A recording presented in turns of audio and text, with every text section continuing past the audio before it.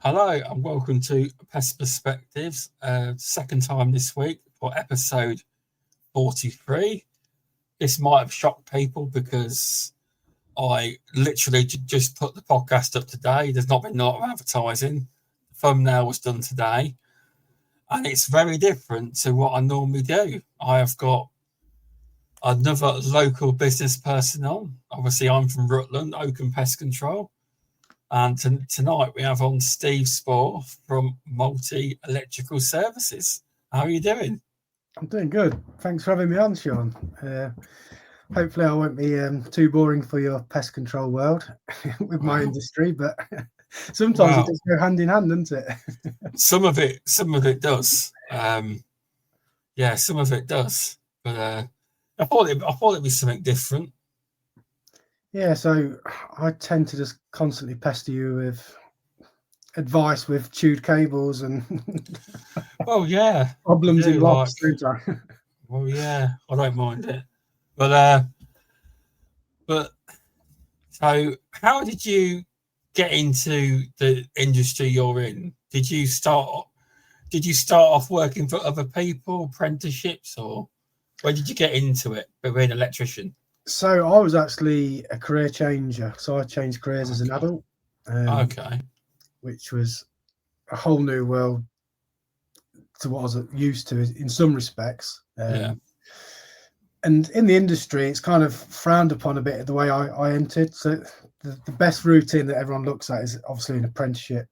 But I did the adult training, which was an 8-month course to get my level 3 diploma. And then another further sort of 18 months of doing my MVQ. So, yeah. Could I ask you how much out of interest that kind of costs you? In total, it was probably around about £7,500. Right, people, pest controllers, listen to this.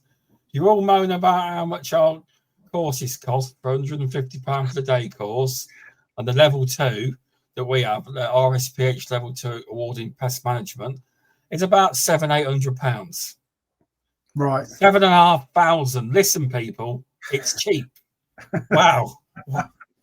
There you go. It's got money now. But it's worth it. I don't regret it. So it's all gone really well. That's good. But obviously that was just me retrained to become an electrician. And once I retrained, I started off. So I did my retraining. I tried to get a job with local electricians. No one would take me on. I even offered to work for free just to get the experience whilst I was doing my training. Really? So it was difficult to get any experience. So at the start, I didn't really ever have. I think everyone has these aspirations to go self-employed and work for themselves, but that wasn't my plan at the start. But I just really struggled to get experience and get a job, basically.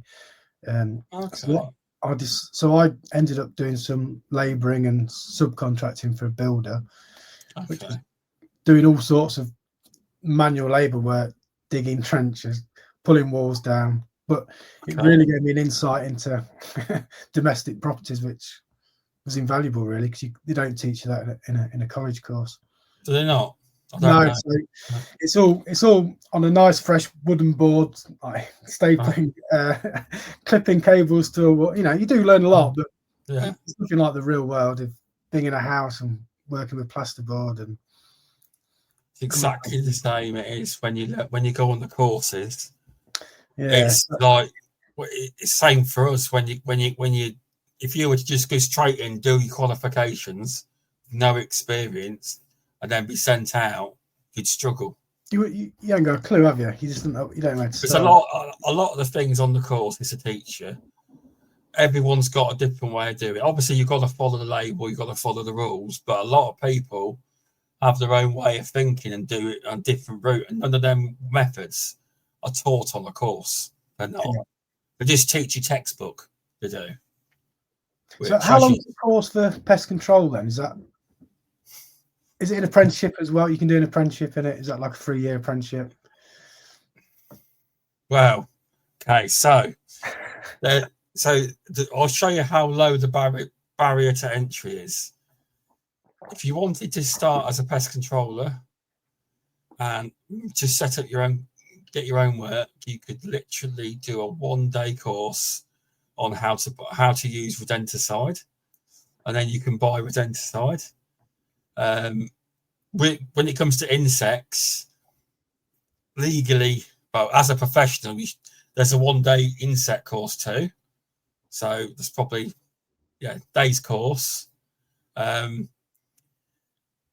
But if you there's obviously the RSPH level 2 award in pest management, and that is usually, it depends who you go with. There's some places that do a week at uni and you stay there and you do it all week, or the method I went through a company called Rat Pack Engineering in Lincoln, where I buy a lot of them, well, basically all of our bait boxes, and they did it through a lady called Debbie Wilson, an absolute amazing trainer she is. And that was 2 days. So basically it was 2 days for one unit, vertebrates, 2 days for invertebrates, which is your insects, and then I think it was 2 days for the health and safety. But included in that, the end of the second day was the exam. That's how much.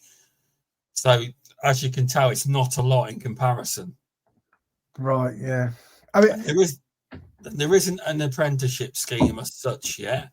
There is companies that do trainee positions, much larger than us, obviously, and they put them through, if they could, they put them through their basics, then eventually they put them through the higher ones. Depends how, because you can go all the way up to like be a field biologist and things like that.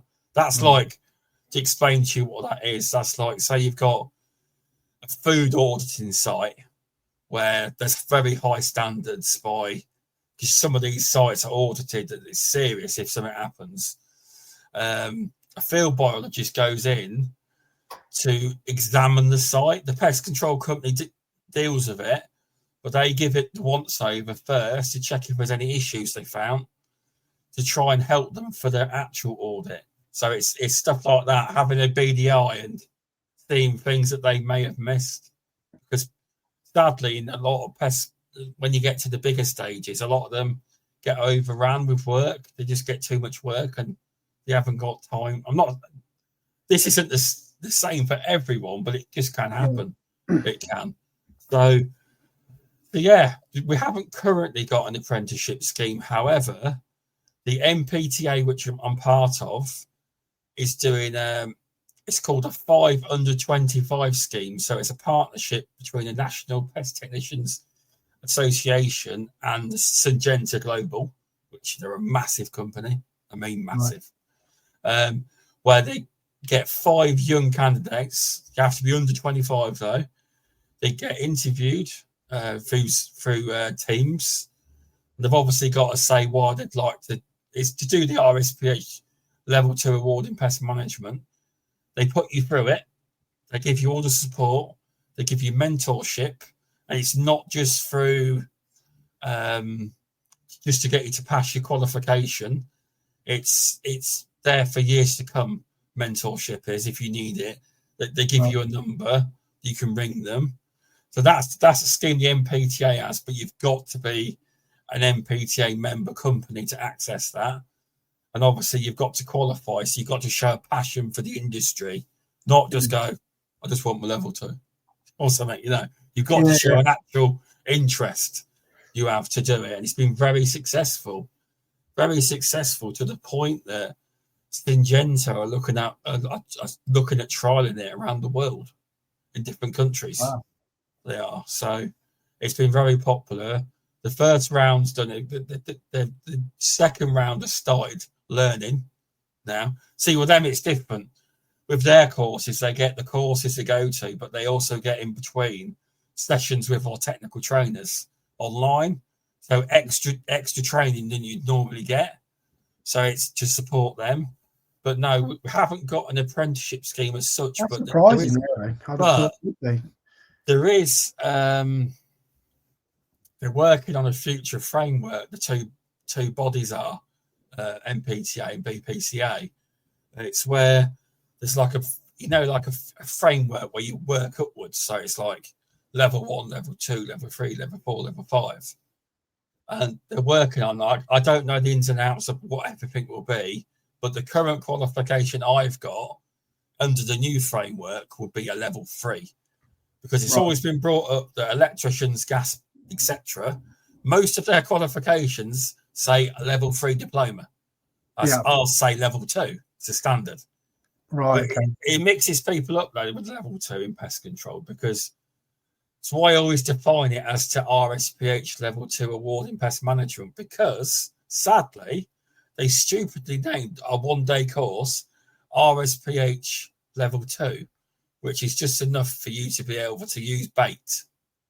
So you get a lot of people running around, I'm fully qualified, I got my level 2. Well, they're not actually that. But it's caused a lot of controversy and problems over the years. Yeah, I can imagine. This is to try and correct it, but I think we're a few years away from that. I'm not involved in them meetings. They've got committees and everything, but they are working on it like a framework. So it's to try and attract young people into the industry as well. Because it's not something they know about. They don't mention you could be a pest controller. They definitely mention you could be an electrician at school. They would. It's not, even though we are a trade, we don't get treated the same way, unfortunately, when it comes to schools. But we've now got like a careers hub with the Royal Society of Public Health, which is RSPH. We've got a page on their site, so there's loads of content on there, and schools can look at it. So we're hoping it will get more into schools. It will. But yeah, there wasn't an official apprenticeship as such. But hopefully within the future, that will be a thing, because that would really help. When you got the cat train too, haven't you? They're under 30 and they've got the van issue. Yeah. The insurance, the MPTA is trying to work on a company that will give a cheaper price, but we've not come to any agreements or anything yet. Things are tough out there. They really are, aren't they? Yeah, they are. But that's one of the problems, because if you're going to go in a van, as you experienced yourself, it's very expensive to actually get them done it the proper way, rather than not everyone could do what you did for your situation, because you've got a young apprentice, haven't you? I have, yeah. I've got Harvey on board. He's been with me coming up to 3 years now, so he's coming to the end of his time as an apprentice. It's been a challenge at times, but what's it like having an apprentice? Like, have you seen him grow from when he first came on board to like now, like experience-wise? It's like confidence-wise he's grown, ability has grown, like in pretty much every area he's grown. And when he first came, it's quite difficult. He'd already done his level 2 at college, but he had no experience in the real world again. So everything as it should do was just taking so long for him to do. Like we did one job, I think we had 12 downlights to do, and I think I did 11 in the time he did one. I kept saying to him, it's just, it's his first like proper job doing that, and I was like, was he worried he was taking too long then? No, because I kept sort of telling him it doesn't matter how long it takes, it's just got to be right. Exactly. That's all I care about. It's experience, though, isn't it? Like that's what it was. But for the first year, it kind of slows you down.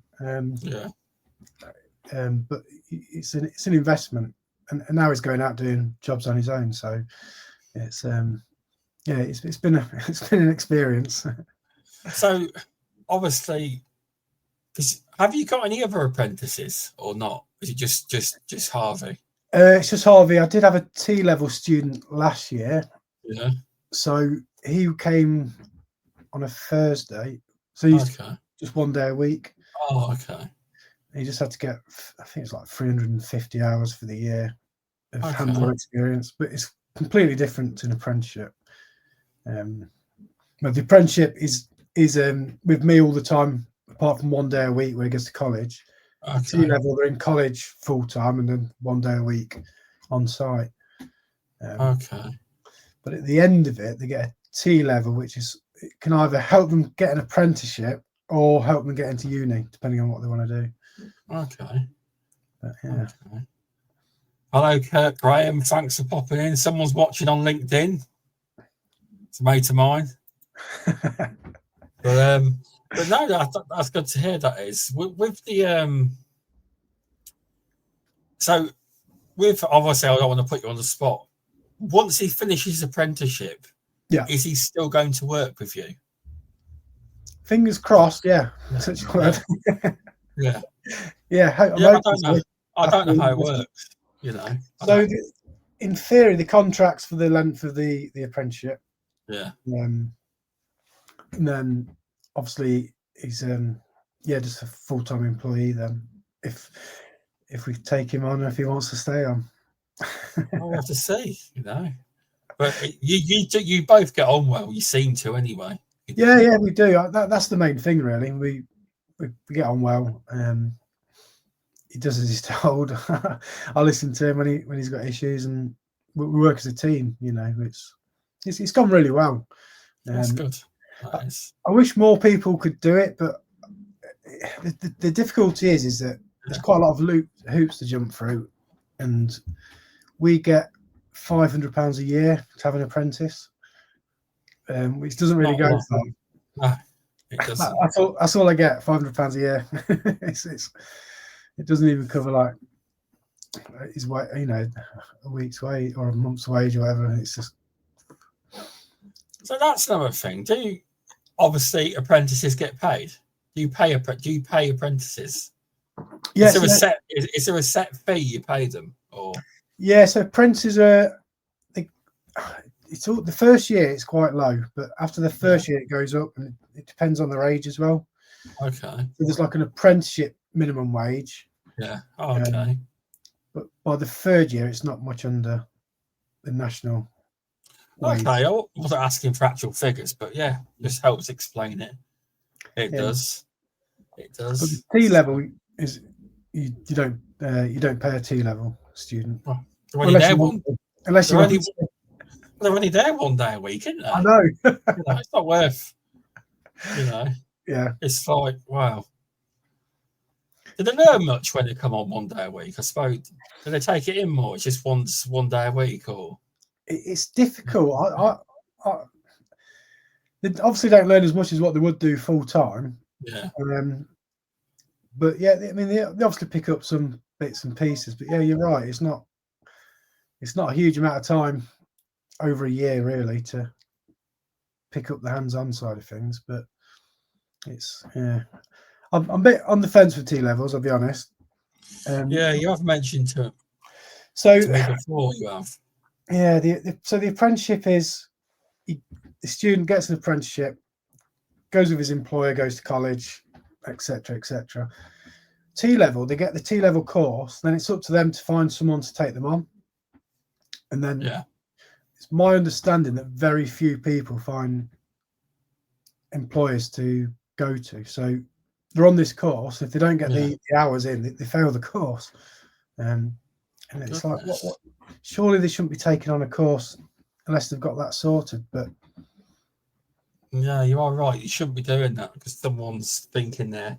And effectively, if they would say, I think you mentioned a situation or something a while ago where, or it may not have been you, I see it online where a load of T levels, they had loads of T levels, this company went pop.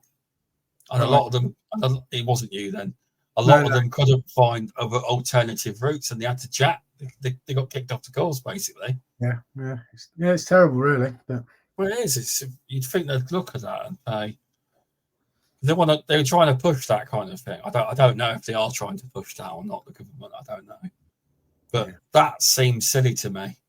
That say something happened to the firm you were working for or something like that, then you can't find an alternative. You're off. Yeah, well, yeah. I mean, it's kind of understandable if a firm disappears, but when they start their course and they can't get it's like they've done 12 months and they're just failing it because they haven't managed to find anyone to take them on to give them experience. But there's no incentive for an employer to, because like for me, I did it just to help the lad out. But at the end of the T level, he's not going to be my employer. He's not going to join my company and make me money.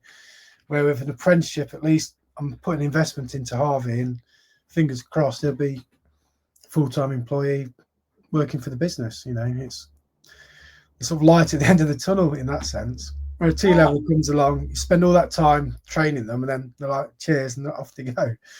Oh, okay.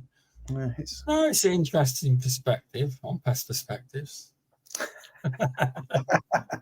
But no, it is, because our industry wants to learn things like this, because I know there is a bit of a push. They would like apprenticeships to be offered for the industry, but you just can't convince, I don't know, people in government. I don't know how it works, but there is people within trade bodies trying to push for this kind of stuff.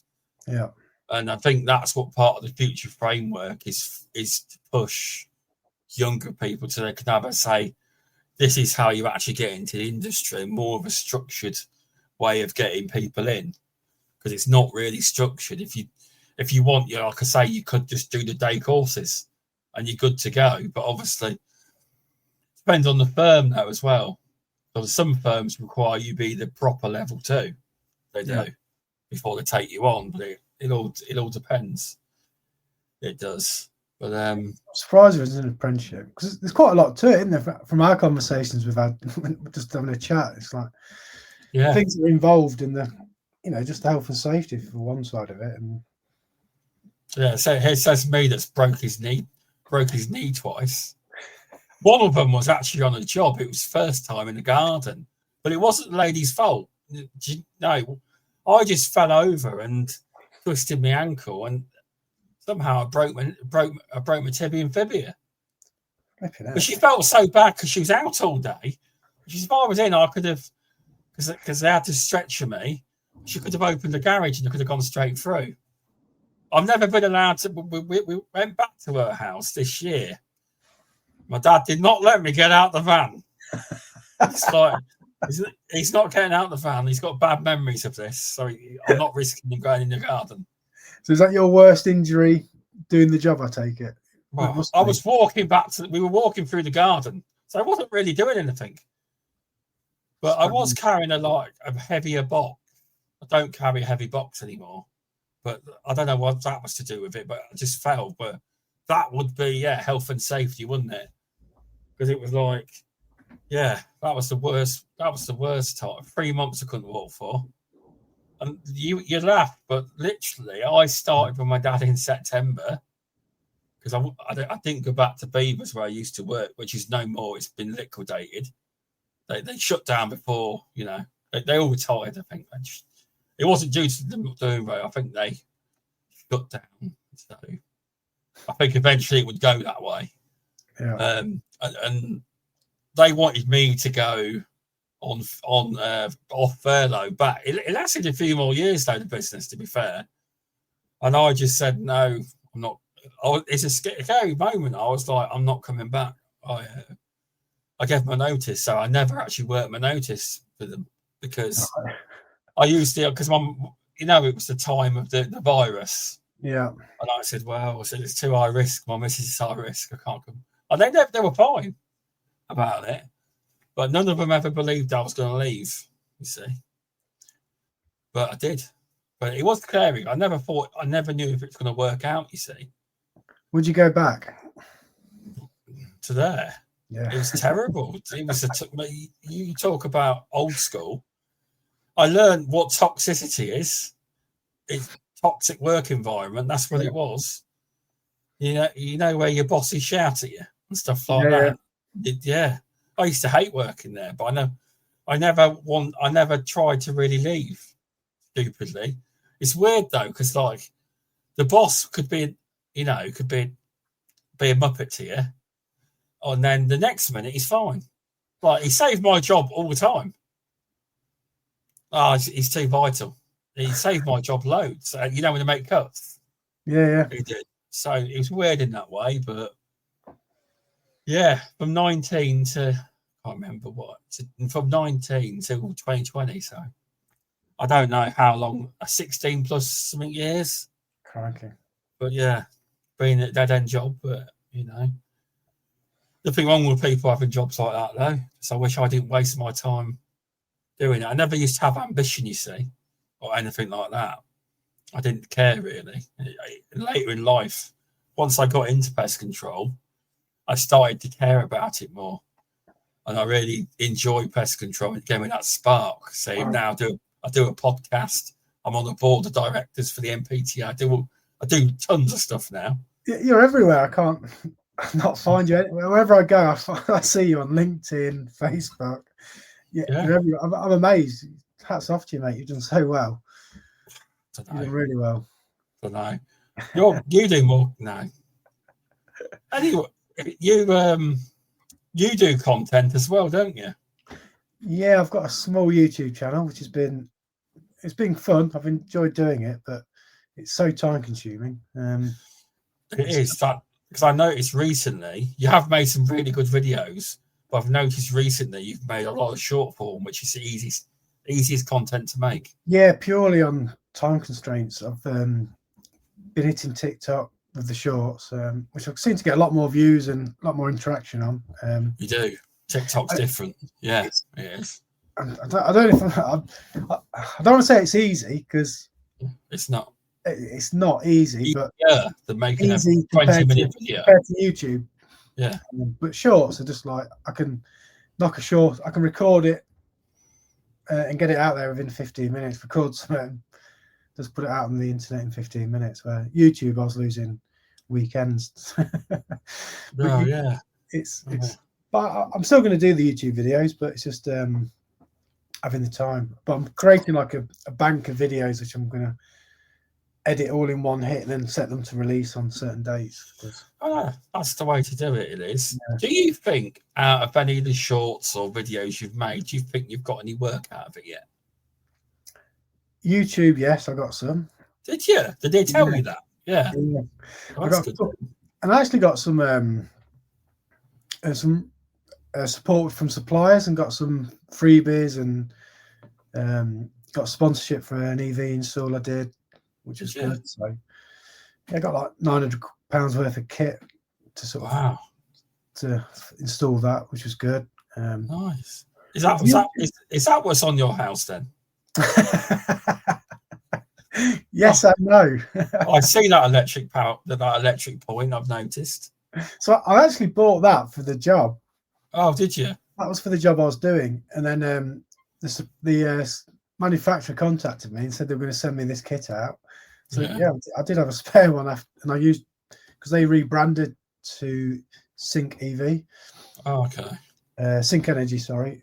So I used their brand new stuff for the video, because I had all the latest marketing and all the new boxes and all that sort of stuff. Yeah, I remember that video. I do. But anyway, all right, people, 43 podcasting. Where's my stuff? To be fair, I have got bits and bobs. I got given a Pest Tech. I got given their new Baratine's new technician's guidebook, which I will give them a proper shout out when they actually tell me the price of it. It's really good. It tells you like on the fly, like what to do if you forgot, or certain bugs, what to do. It's quite good. It is. But I got that.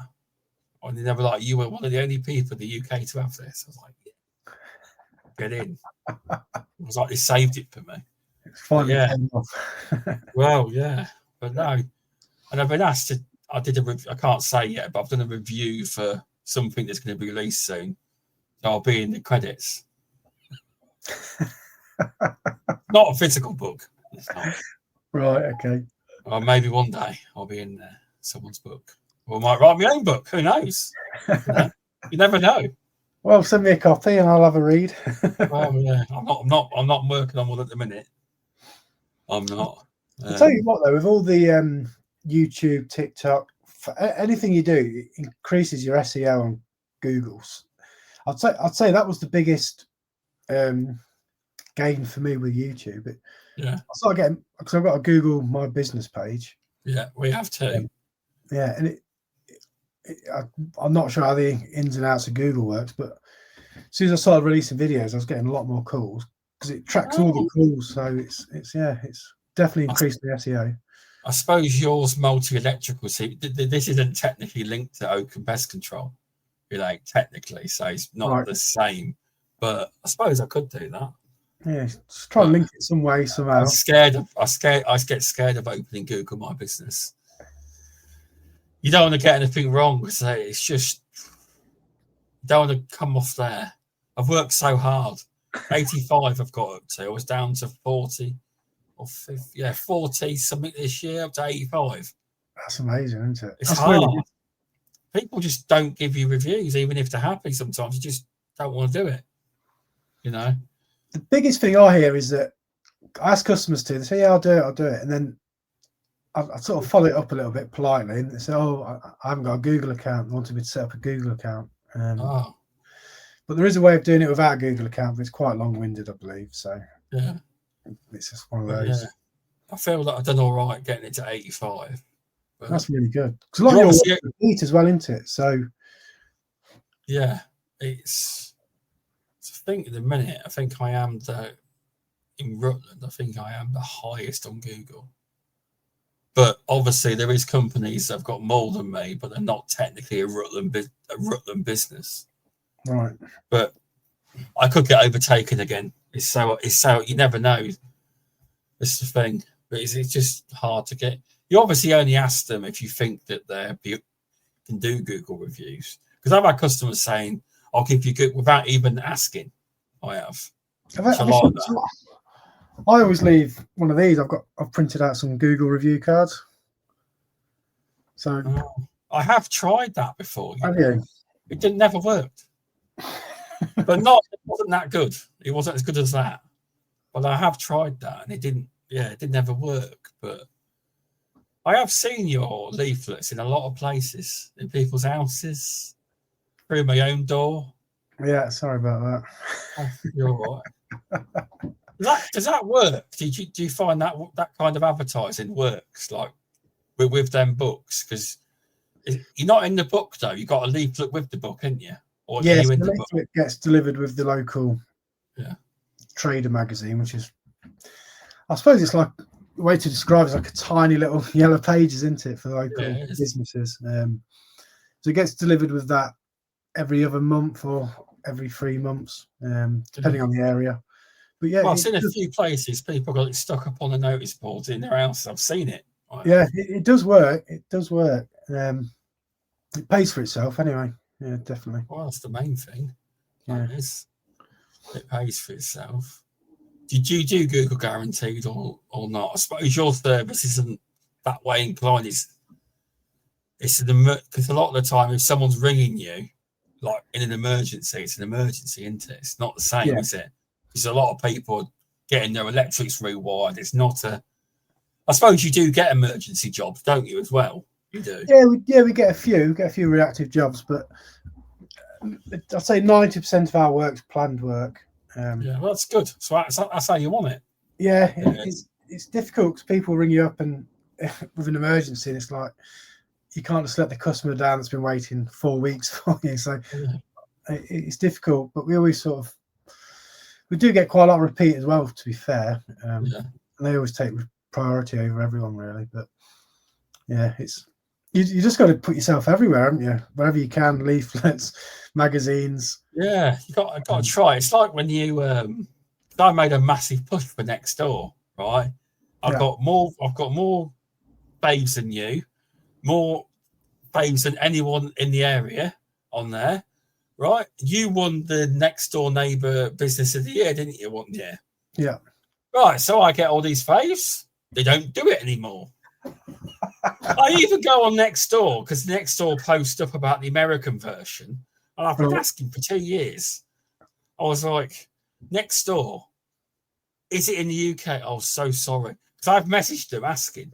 Because Nextdoor's popular. I said, I'd love to win one. I was like, surely 46 faves should get you an award. I was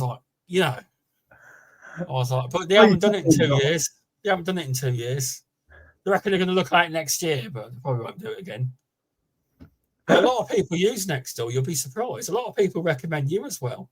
Yeah, I usually do. I always tag you on Facebook and everywhere. I've neglected Nextdoor a little bit. It's so hard to keep up with inquiries from all the different revenues. It's hard to keep up. That's fair. I just got too much time. Or it looks like I have, but I'm doing multiple different things. But everyone goes, I don't know how you got the time, but I do. Yeah, it's tricky. I do. But so obviously we recommend each other within the area quite often about wasp nests, and so I wanted to get your view on chewed wires. What's your view on when you get calls for chewed wires then? What's your perspective from looking at it from your side, not our side? Have you got a point of view on it or not? So the first, we'll get the call that someone's electrics are tripping. That's the usual. Yeah. We put our test equipment on it. We'll find that there's a short on the wiring somewhere. Yeah. So, yeah, it's almost a given in most properties. It's going to be in the loft if it's on a lighting circuit. Okay. So we go up there and it's like basically trying to find the damage. But 9 times out of 10, the client, if you ask them if you had any rodents, they'll be like, "Oh yeah, we have." They sort of know they've had a problem. Okay. Because they've heard the scurrying and the gnawing during the night. One just left it. Sometimes, yeah. Sometimes they just leave it. You meet all sorts of people. I mean, sometimes it's not everyone can afford to, obviously, but then now they've got had to call out you. It still costs them, isn't it? Yeah, I think a lot of people think, oh, they're not doing any harm, but really they're destroying their homes. But and the worst ones can be squirrels. Squirrels are really bad for causing damage. They are. I think I had one a couple of months ago, a squirrel one. Yeah. Were the squirrels in there when you were actually in there? They'd already had someone out to deal with it the year before, so the cables had been absolutely chewed through. Yeah. Because they weren't touching, they weren't tripping the electrics, but over time, like damp, then the cables get hot and cold in the summer and winter, etc. And just in general use, and they're just finally giving way and just started touching each other. Yeah, it was quite worrying, really. Well, that's interesting to hear from you, because I didn't know. I don't know how it works if a cable gets chewed, but now I do. So it can hang on for its dear life a year later. If they're not touching, it can't. Yeah, you wouldn't even know anything's happened to them. But eventually, they work their way together. But yeah, no, they can be. They can cause the biggest thing. They can cause fires. People don't like. Have you ever been to any places that have had a fire or mini fire due to electrical wires being tampered with, or a rodent biting it, or anything burnt out? I've been to a couple, but I couldn't 100% say it was rodents. But yeah, we've had a few. If you go on my Facebook, you'll see a few examples of it, pictures and stuff. I put one on TikTok recently. I haven't been on there in a little bit. I need to go back on. I did see on my emails that you've been posting content. Yeah, I'll send you a link to one. I'll have to have a look. But yeah, we had one last week where just a junction box and a LED transformer for lights is just all melted, and it's just like, I don't even know how this has happened. But yeah, it's amazing what you actually see in people's homes, and you think, people are living in these homes and they're completely fine. When you send me pictures of poos and stuff. Yeah. I can't remember what someone else, there was this poo, I couldn't work out what it was. I think someone said it was some kind of bird. It was, it was, so I didn't know what it was. A while ago now, wasn't it? Yeah. That was a while ago. It was something else that I didn't know what it was. Because it looked nearly like a dog. Was it an owl? Someone reckoned it was owl poo. Yeah, it was massive. I've never heard of owls getting into lofts, but maybe they can. Possibly, So, yeah. It's stranger things have happened. But have yeah, you ever been? Have you ever been into lofts with bats in? Don't I've been told there's been bats, but I've never actually seen them. Oh, that's good. Yeah, there's a rule in pest control if if there's poo, because you can't do anything as such. Because when you touch the poo, you rub it like mouse poo. Yeah. You rub it and it comes away, and your fingers like dust. That's bat poo. Right. Okay. So if you ever see any of that stuff, that's bat poo. So, I'll just send you a picture. Yeah, you probably would. No, I'll say give it a rub. Yeah. But yeah, you're right. But I'll give some round to you. But yeah, so I've had a few jobs where I went to this place where I wasn't in the loft or nothing. It was a historic place. I can't remember what it was, but like she left this cardboard out, and she said to me, "What is it?" So I was doing the finger thing. I says, "And the other room?" She says, "It's bats in it." I said, "Yeah." She says, "Well, we've got this big restoration project going to happen." I says, "Well, this might put your plans on hold." It was like a historic place, so it's going to cost a lot of money.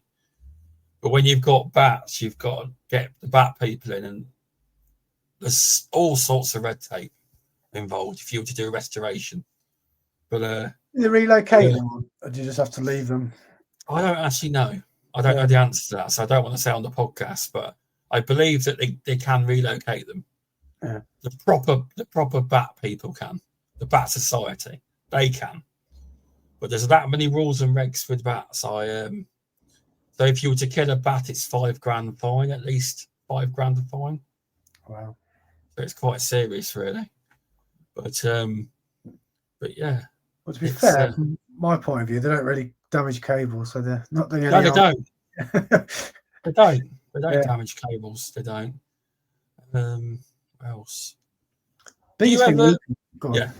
I'm saying wasp nests are the biggest thing I come across in lofts and garages where we're working. Do you? Yeah, always finding a wasp nest. On that note, my wife wants to ask about my wasp nest. Does she? Will they come back? Do I need to knock this thing down? No. They don't reuse the nest. They don't. Do they not? No. Once it's dead, it's dead. Right. So you can knock it down if you want. If you can get in there. It sounds like it's a tight bit of roof space. But it won't be reused. It can't damage the beams either. Right, okay. It doesn't look like a massive one. You might think it is, but they get much bigger than that. So it will definitely be dead by now because we've had some cold snaps. Yeah, there's no buzzing coming from it, so that's normal. How you can tell normally. But yeah, you don't. They can't be. Each queen, when they build nests, they rebuild new ones. They don't go into an old queen's nest. Or they don't do any of that. It's a new nest every time, right. And it's nothing to worry about. You can just leave it. If it's bugging you, you can knock it down, get a broom or something if you want. But yeah, it's up to you what you do. If it's annoying you, then do it. I've got a hole about that big where I can see it through the ceiling into the loft. You've got a hole. I can pull down a down light. I've pulled a light down. Oh, right. See it, or I can crawl down the loft space, which is I see. An apprentice job, really. Wow, yeah. It is some work experience before it finishes. It is. But have you ever experienced what's your view on when a friend asked me where he's had to do like a kitchen application that's had wires chewed in, say, a cooker or something like that, and he's had to proof it to keep the rodent out because it was still, the trapping program was still in progress. But he wondered about the dangers of the live cables. He did. Well, what should you do if you're in that situation as a pest controller? With that, turn the power off, or what would you do if you're trying to proof it the back of so nothing else can get in future? What's the protocol? Yeah, Things like that. Because obviously a live cable, he got shocked. He told me. Right. He didn't go flying across the room. It was just a tiny one, but he was interested to know what the thoughts were on that when you're trying to proof something so that future rodents can't get in. Well, I mean, there's not really much you can do from your sort of side of things, is there, with turning off the power, I guess. But I mean, you can put cables in like a metal conduit, but it's almost impossible to do that completely. Yeah. It'd just be impractical. Okay. The best thing is just to stop the rodents coming in and then replace the cable for new, really. Yeah, that's pretty much what I thought you'd say, because it's not a thing. It's just a job he had when he said when I first started, I wasn't in it long, and he had that, and he just wanted to know because he thought it was such a good idea getting you on. He said that's so out of the box because he says certain things will overlay. You know, like we were comparing the training, which yours is vastly more expensive, but you have vastly much more training. You do as well. So the barrier to entry in your industry is far higher than ours. It is, obviously, because you've got your qualifications, you've got the costs. Yeah, so if once you're setting up on your own, you've obviously got the qualifications, and you have to have all the qualifications. You have to join a governing body called NIC or NAPIT. Is that expensive? So off the top of my head, it's around £750 a year. Okay. Which means. So what do they do then? What do they do? Do they come and audit you or anything like that? So every year we have to have a audit. They go through. So now we have to have so many hours of CPD. How many? Don't ask. I don't know. I can't remember. Is it more than 20? It's more than 20, yeah. Okay, that's our industry standard, 20. Yeah. I've got 71. I'm pretty sure it's around 20. I've got 71 currently. Wow. I have. They check you got all the insurances, public liability. Yeah, that's just a lot of the stamp. They go through your paperwork basically. They check some of your certificates to make sure you haven't made errors on your certificates. Okay. We have to have a complaints policy. So if we get any complaints, they need to see those. Okay. So the first sort of hour or so, 2 hours, is an office audit, going through the paperwork. Then the rest of the audit, another sort of 2 hours, we're on site and he's actually visually inspecting the work that I've done. So do you have to ask a customer, is it okay if someone comes to inspect the work I've done? Yeah, so in some ways it's a good thing because you're saying to the customer, I'm so proud of the work I've done. Can I use it as an example for my my assessment in that sense? So, but in the other sense, the customer's like, I mean, all my customers are great and friendly, but it must be a bit of a pain for them having someone turn up when there's no, for a couple of hours, turn their power off and all that sort of stuff. So, and then they look at the work that we've done, and then they check our test results on our certificates. Okay. To the test whilst we're testing on the equipment to make sure it all tallies up, basically. Okay. I would have thought the fee for that would have been higher, seeing as people have got to come out and actually audit you each year. I'd have thought it'd be much higher than that.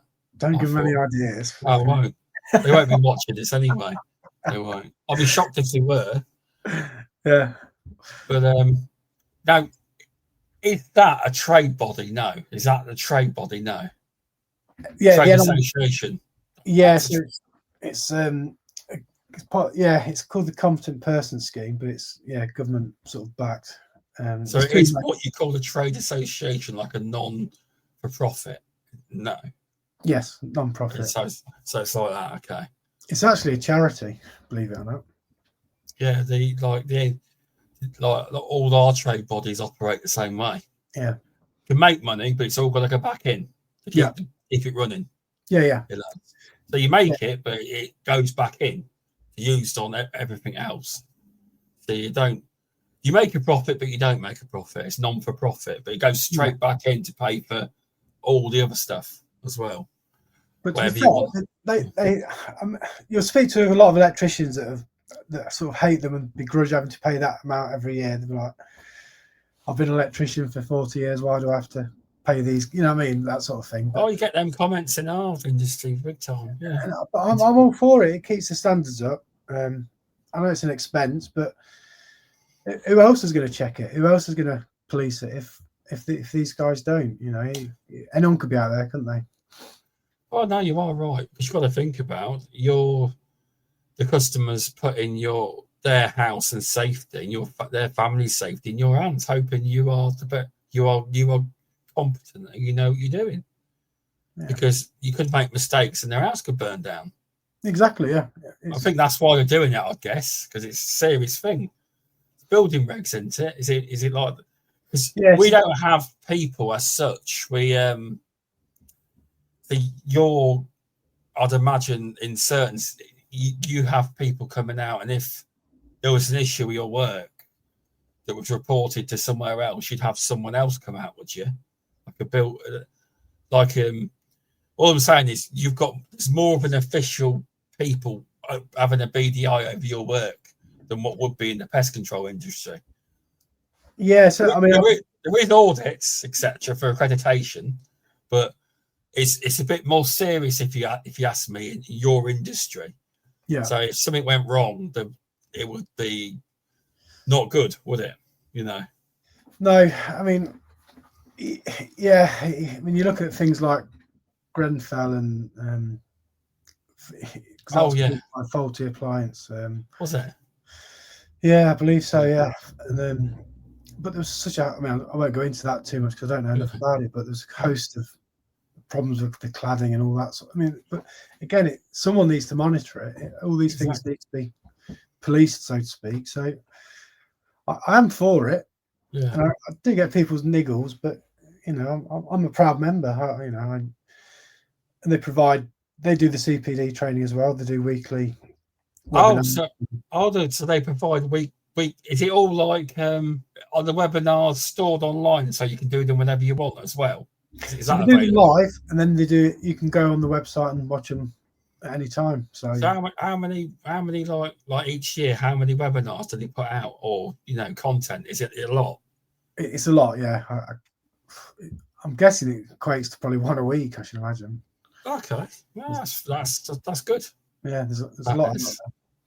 So at least you get your CPD training included in your membership fee, which is great.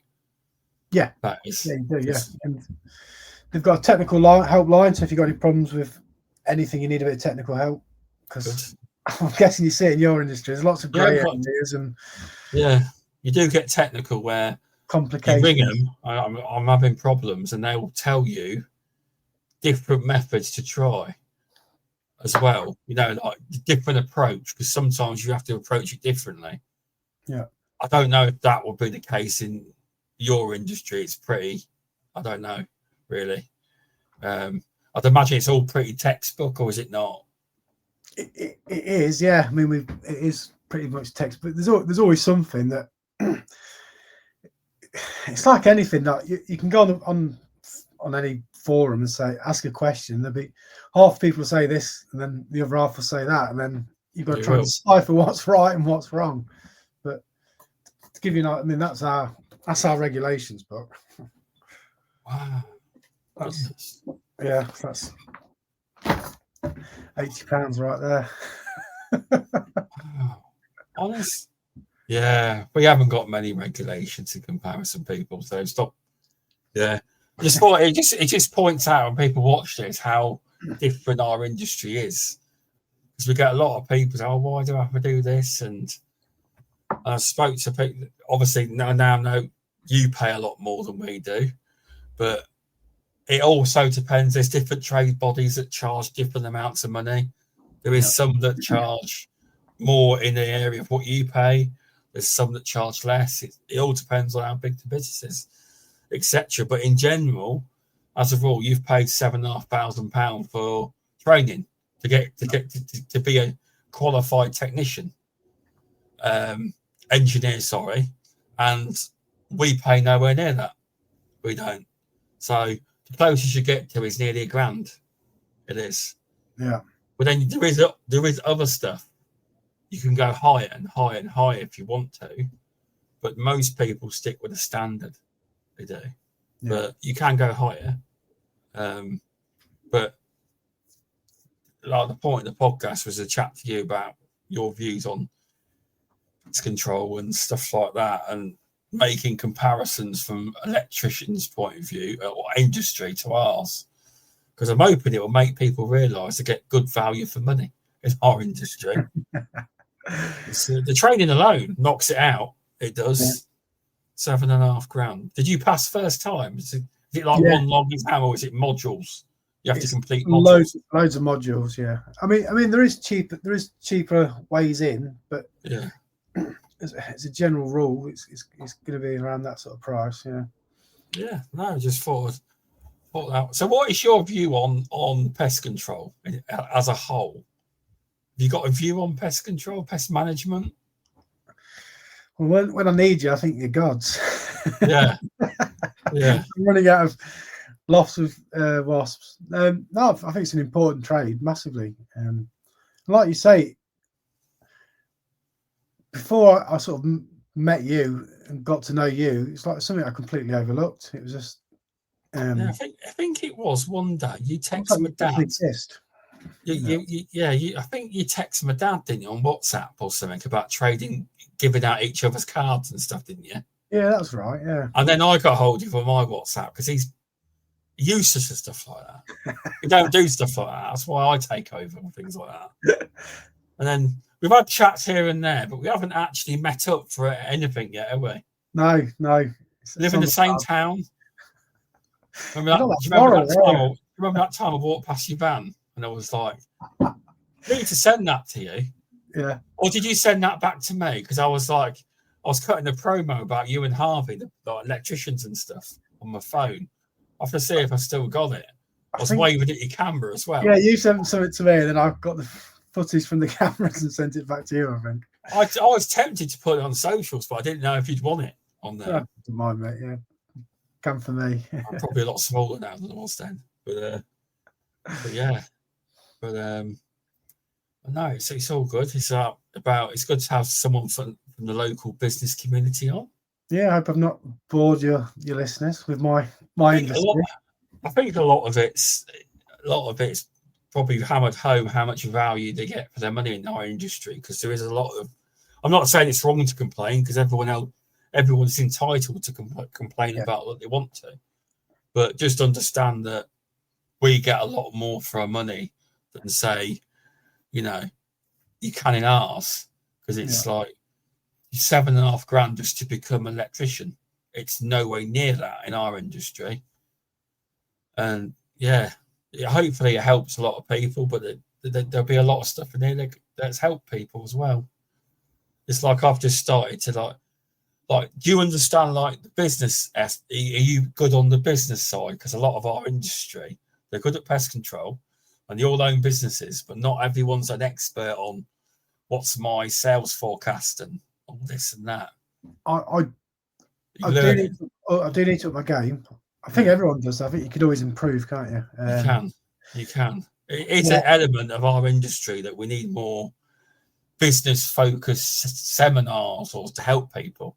Yeah, absolutely. Again, because it's something else that isn't taught as part of your training. So no, it's not. Sales is not taught either. No. Unless you work for a national, they're big on sales. But apart from that, generally, unless you've got the gift of the gab, it's not something you know.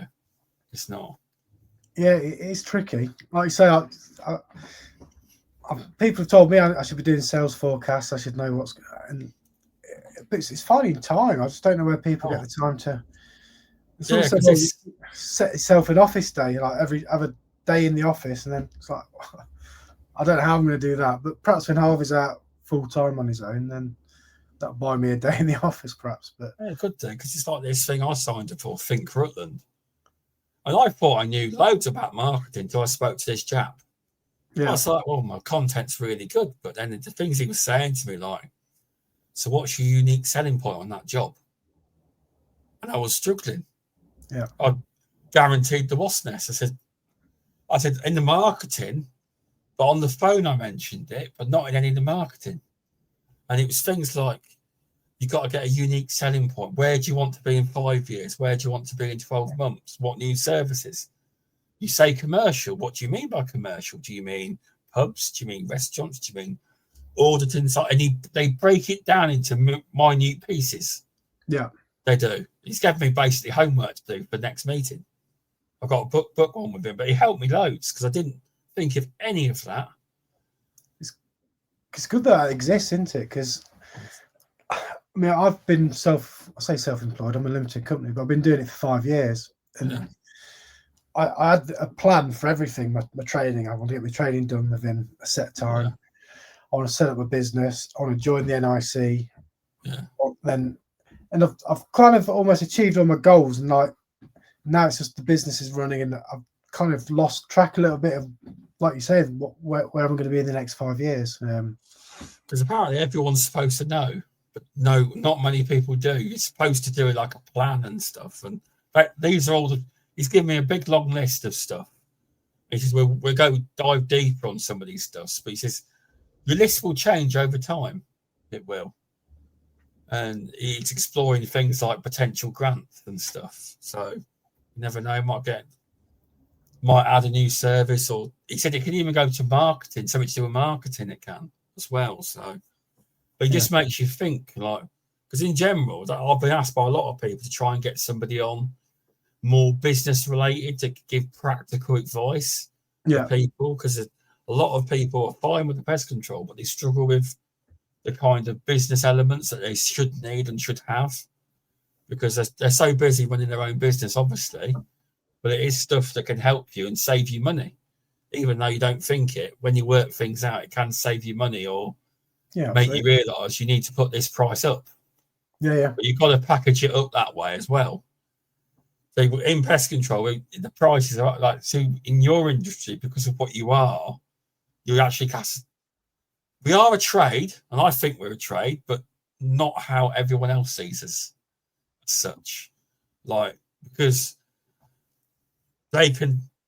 electricians, plumbers, etc., can demand a higher fee than we can straight away. They can. Because I once did a job for a lady, and I couldn't believe how much it was to replace a plastic pipe. It's £400.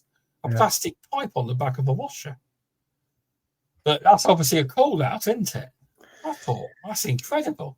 Yeah, if we did that just for a one-off, I think they'd shop around. But obviously, there's different price levels though. There is firms that can get stuff. It depends on what you offer, what level tiered. It depends what area you live in. Obviously, Rutland is quite a rich area, but not everyone's got that kind of money, have they? Do you find people try their own thing? Because obviously with the electrical world, some of the worst things I see out there is people have done DIY and done it really badly. And do you think that's the same for pest control? I think people go, I was going to say Wilco's, but they've gone now. But people pop out and get a mouse trap from Wilco's and then try and deal with it themselves, and then just sort of try to fix their own problems and then just give up. Yeah, that's true. You can buy rodenticide, the public can. They can buy it in, it's a lower form than what we've got. They can buy it in smaller doses, but yeah, they can buy pretty much what we can buy, but weaker, a lot weaker. And they can buy traps, but a lot of times it's more that they can do it, but it's they don't know what they're doing.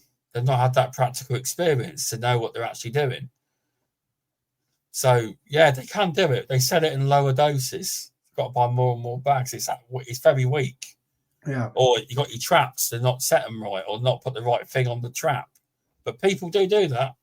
I get calls when someone goes, I've been trying and trying. It's nothing's working. But you do get that. But I suppose you can't really. Please tell me you've never had anyone try to fix their own electrics.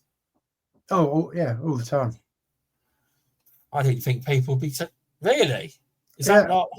Some of the worst jobs we go to is people have I had thought it was illegal to do that, like under codes and building codes and stuff. I thought it'd be something. It's not. House insurance could be non-void, surely, if you could prove that person messed about with their electrics. But I suppose the house would be gone then, wouldn't it? Yeah. Well, you'd think so, but it's not like so. With certainly gas engineers or plumbers, it is illegal to touch gas. So, okay, yeah. I can't even open a boiler up and check the wiring in a boiler because I'm not a gas engineer. Okay. So anything gas is illegal. Electrics it's not as strict in that sense. Yeah, You don't advise it though, do you? Obviously, absolutely. I don't advise it. I'm not even in the trade. I don't advise it. You've got to be crazy to do that. You'd be amazed how many people have a go, and we have to go and sort it out. Goodness, I've never heard of that. I didn't think that would be a thing that people did when it comes to electrics. Because, that's eye-opening to hear that people actually do that. It's worrying, and sometimes it's people with a tiny bit of knowledge are the worst ones because they think. But Google said, they said on Google. You see, in my eyes, you shouldn't be allowed to go to Screwfix and buy electrical stuff unless you're an electrician. But anyone can go to Screwfix and buy a fuse box. And have a go at fitting it themselves if they want to. I never thought of that.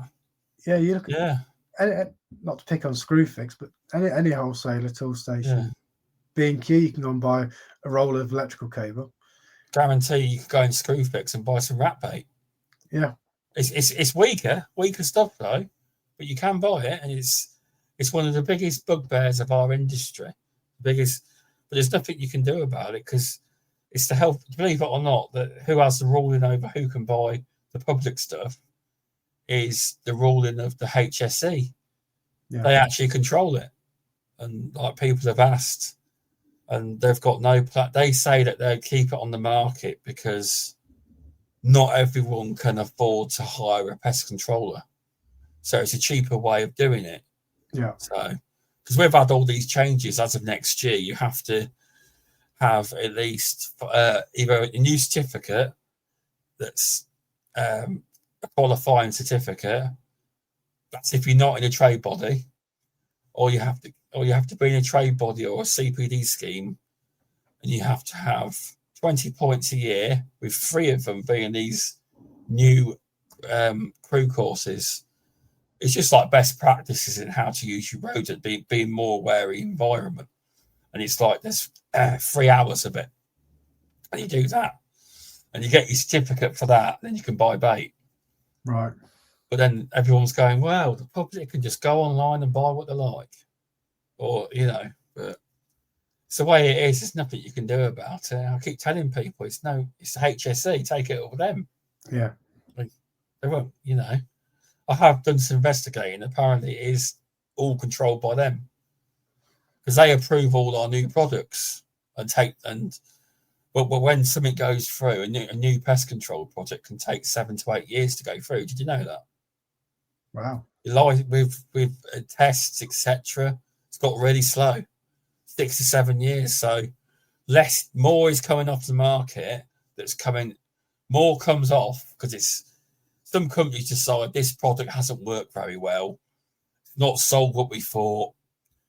Is it really worth spending X amount of thousands or millions or whatever it is to relicense it? And a lot of them get pulled off the market. They do, but there's more being removed than there is being added. There is. But we have very strict license when it comes to them actually approving products. There's a very strict process. I don't know the process. Yeah. I've been trying to get someone to come on to talk about it, but a lot of the big chemical companies don't like having their employees on a podcast. No. It's difficult to get anyone on that has that kind of knowledge. I've heard about it. They can talk about it at seminars and in training days and stuff, but they won't let them on podcasts. But they'll have a strict script to follow, won't they, for that sort of thing? Yes, they will. They will. But it's you are right. A lot of people try DIY pest control. It's massive, and I imagine it's a very lucrative industry. I would. Yeah. I think people just, like you say, you'd expect people with electrics think, oh, I won't touch it, but some do, some don't, obviously. But I think it's probably the same with pest control, isn't it? Some people. Oh yeah, I'd say more people probably try it than they do try their electrics. I've had a go at it, I'll be honest. With not a lot of success. Well, pest control. Yeah, at my own house, we had a rat problem at one point. I did mention it to you, didn't I? Yeah. So, but I had some humane traps, and I caught a bloody hedgehog. So that's why they're humane, so you can let them out. Yeah, I mean it's fine. I got him out. He was fine, but I was like, that was the last time I tried it. But luckily, did the issue go? Yeah, I found a nest under one of the sheds, and I destroyed the nest. I might have done the wrong thing there, but was anything in it? No. Don't worry about it. And yeah, it looked recently. It looked like it'd been recently used. I don't know how it works for rats, but yeah, it was recent. You got rid of it, so that's gone. Fair enough. There wasn't no in it, so that's a good way to do it. I'm not recommending that, but if you find it, there's nothing wrong with digging your mud up. You know, I wouldn't do that if you had a badger set though. That's like illegal. You can't touch badgers. I tell you. No, they don't mess. They're big, aren't they? I've never actually seen one actually, in person walking around. But they reckon in Oakham, there's loads in Oakham. I've seen. You always see them, don't you? Dead on the road. One thing though, did a job at, I can't say where, but a commercial job in Oakham where we had a rear link camera up. Yeah, and I seen one. After the show, I'll tell you where it was. And I seen foxes, all sorts. So I couldn't believe badgers. I seen badgers, and then we had a job up in them. We also found loads of badgers going through his garden. When I was there, I was like, how are they getting in? Well, but we were there for squirrels. We were, because he had a squirrel issue. We sorted that out.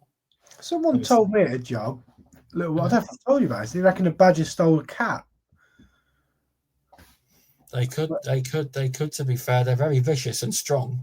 Apparently, this cat was like, I can't say 18. It's like on his last legs anyway. He's 18. Like, poor old thing. Apparently, he jumped over a fence, a 4-foot fence.